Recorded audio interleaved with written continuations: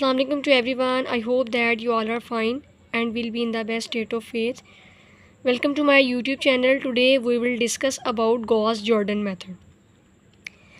Gaussian method जब हमने बात की थी तो उसके अंदर हमने डायरेक्ट मेथड को डिस्कस किया था. हमने गॉस एलिमिनेशन मेथड हम डिस्कस कर चुके हैं. आज हम करेंगे डायरेक्ट मेथड ही है गॉस-जॉर्डन मेथड. ठीक है. अब इसके जो मेन दो की पॉइंट्स हैं वो क्या हैं कि इसमें हमने रिड्यूस्ड एचेलॉन फॉर्म बनानी होती है. ठीक है. और एक हमने डायगोनल मैट्रिक्स. एक ही बात है, रिड्यूस्ड एचेलॉन फॉर्म और वो ऑटोमेटिकली डायगोनल मैट्रिक्स बन जाता है. तो ये इसके दो की पॉइंट्स. तो हम ये स्टार्ट करते हैं. रिड्यूस्ड एचेलॉन फॉर्म होती है कुछ इस तरह से. ठीक है. यानी डायगोनल्स में कुछ वैल्यूज़ आएंगी आपके पास. यहाँ पे कुछ भी आपके पास वैल्यूज़ हो सकती हैं, यहाँ पे कोई वैल्यू हो सकती है और यहाँ पे ज़ीरोज़ होंगे. ठीक है. अब देखेंगे डायगोनल मैट्रिक्स बन गया. ठीक है. तो ये हमने बनानी है, इसी को ही हम कहेंगे रिड्यूस्ड एचेलॉन फॉर्म है. ठीक है. कि बाकी डायगोनल में कुछ वैल्यूज़ आ रही हैं, नॉन ज़ीरो वैल्यूज़ आ रही हैं और बाकी जो है वो सारे सराउंडिंग्स में जो है वो ज़ीरोज़ हैं. ठीक है. अच्छा, अब हम देखते हैं कि इसको हम करेंगे किस तरह से. हमारे पास ये क्वेश्चन है. ठीक है. AX is equals to B हमने इसके अंदर करना है. ठीक है.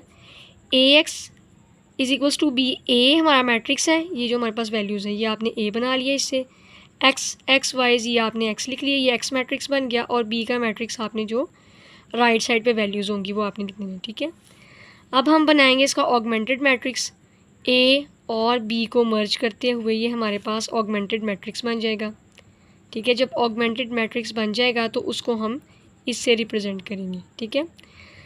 अब हम देखते हैं अब हमने क्या करना है. हमें हमारा गोल ये है. ठीक है. हमें ये चीज़ चाहिए, हमारा गोल ये है. तो हम क्या करेंगे, इस गोल तक पहुंचने के लिए हमें इन वैल्यूज़ को ज़ीरो करना पड़ेगा.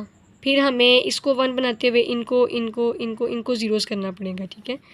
सबसे पहले हम ये कर लेते हैं कि हमारे पास हम देखेंगे कि यहाँ पे कौन सी रो हमारे पास ऐसी रो है जो हमारे पास जिसके स्टार्ट में वन है. ठीक है. तो ये ऑलरेडी हमारे पास जो फर्स्ट रो है उसके अंदर वन मौजूद है. ठीक है. तो हम इसी को ही सेट कर लेंगे और इसको यूज़ करते हुए हम बाकी अपनी रोज़ को ज़ीरोज़ करेंगे और उनके ऊपर ऑपरेशन अप्लाई करेंगे. ठीक है. अब सबसे पहले तो हमने इसको ज़ीरो करना है.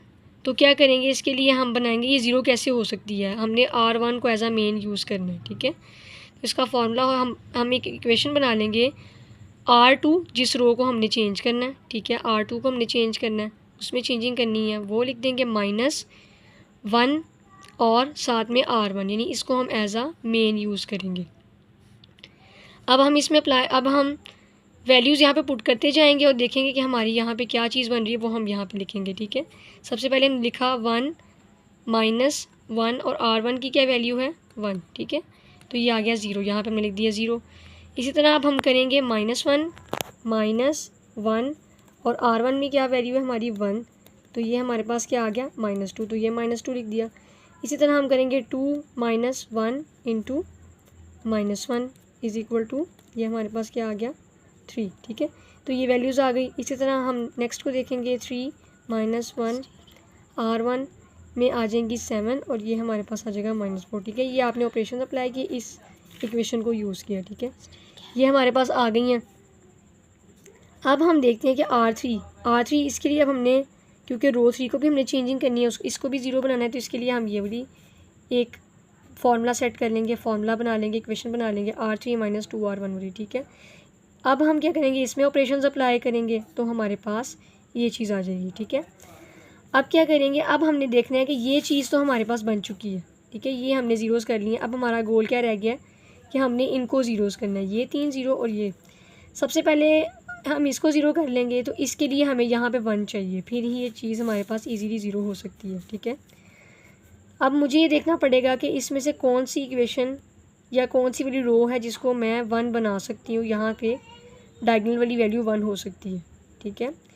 तो अगर मैं इससे बनाऊँ तो ये -2 से डिवाइड करना पड़ेगा, तो यहाँ पे फ्रैक्शन में टर्म आ जाएगी, हमने फ्रैक्शन से अवॉइड करना है. तो मैं R3 के ऊपर को करते हुए R3 में मैं 1 बनाऊँगी. ठीक है. तो मैंने क्या किया, -1 को R3 के साथ मल्टीप्लाई करवा दिया, तो मेरे पास ये चीज़ आ गई. ठीक है. अब मैं क्या करूँगी, रो इंटरचेंज कर दूँगी. ठीक है. रोज़ ऊपर नीचे हम इंटरचेंज कर देंगे. तो क्या करेंगे, R2 को R3 से हमने इंटरचेंज किया, यानी ये टर्म ऊपर, ये रो ऊपर चली गई, ये रो नीचे आ गई। अब हम इसको मेन बना लेंगे, ठीक है। अब इसको मेन बनाते हुए हमने इसके ऊपर भी ऑपरेशंस अप्लाई करने हैं और इसको यूज़ करते हुए हमने इसके ऊपर भी ऑपरेशन अप्लाई करनी है, ठीक है। तो ये हमने रो 1 के लिए यहाँ पे हमने जो टर्म ज़ीरो करनी है या इसको ज़ीरोज़ करना है, उसके लिए हमने फार्मूला सेट कर लिया R1 - 1 R2, ठीक है। यानी कि ये वाली टर्म हमारे पास ज़ीरो किस तरह से होगी, जो हमारे पास पीछे हमारे पास इक्वेशन थी -2 और 1 वाली, इसको ज़ीरोज़ कैसे करेंगे, इसके लिए हमने फार्मूलाज आगे बना लिए, ठीक है। ये हमारे पास फार्मूला है। जब हमने उसके ऊपर वही सेम ऑपरेशंस अप्लाई किए और हमारे पास ये R1 जो थी न्यू टर्म बन गई, न्यू रो बन गई, और इसमें भी ये न्यू जो है वैल्यूज़ आ चुकी हैं, ठीक है। अब क्या करेंगे, अब हमारे पास ये चीज़ तो हो चुकी है, अब हमने इन टर्म्स को ज़ीरो करना है, ठीक है। इन टर्म्स को ज़ीरो करने के लिए मुझे इसको 1 बनाना पड़ेगा, ठीक है, डायगनल में।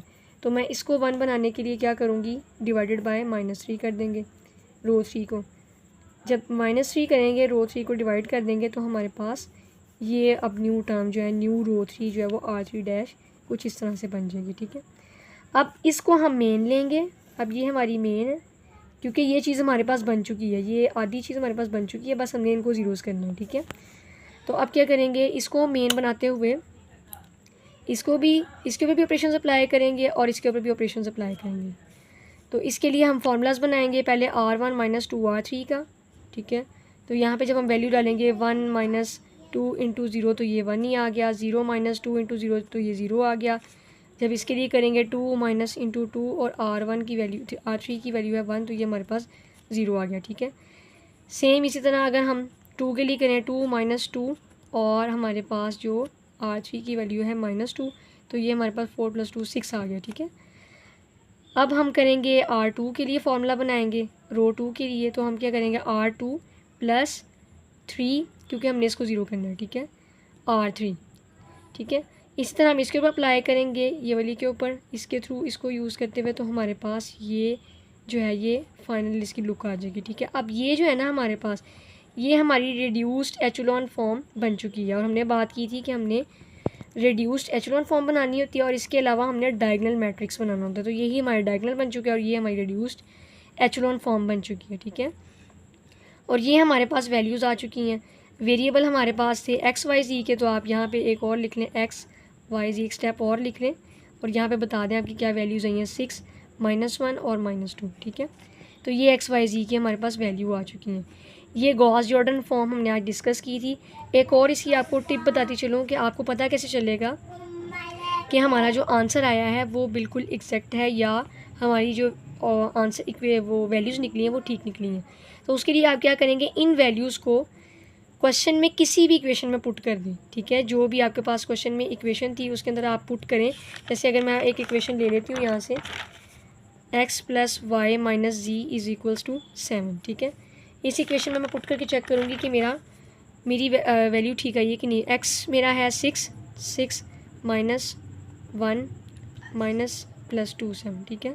तो ये हमारे पास क्या बन गया, 6 - 1 5 5 + 2 7। तो देखिए right hand side equal to left hand side equal to right hand side आगे। इसका मतलब है कि आपने ये वैल्यूज़ बिल्कुल ठीक निकालनी है, ठीक है। तो ये था Gauss Jordan method. I hope कि गॉस जॉर्डन मेथड से रिलेटेड आपकी तमाम क्यूरीज क्लियर हो गई होंगी। चैनल को सब्सक्राइब करें, वीडियो को लाइक करें और सदका जारिया की नीयत से इस वीडियो को उन स्टूडेंट्स के साथ शेयर करें जिनको इसकी वाकई में ज़रूरत है। चैनल के साथ जुड़े रहें, अपने होने का एहसास दिलाते रहें, सीखते रहें, सिखाते रहें। इख्तिलाफ़ राय का हक़ आप महफूज रखते हैं, लेकिन तर्ज़ इख्तिलाफ़ राय का ख्याल रखिएगा। अल्लाह हाफ़िज़।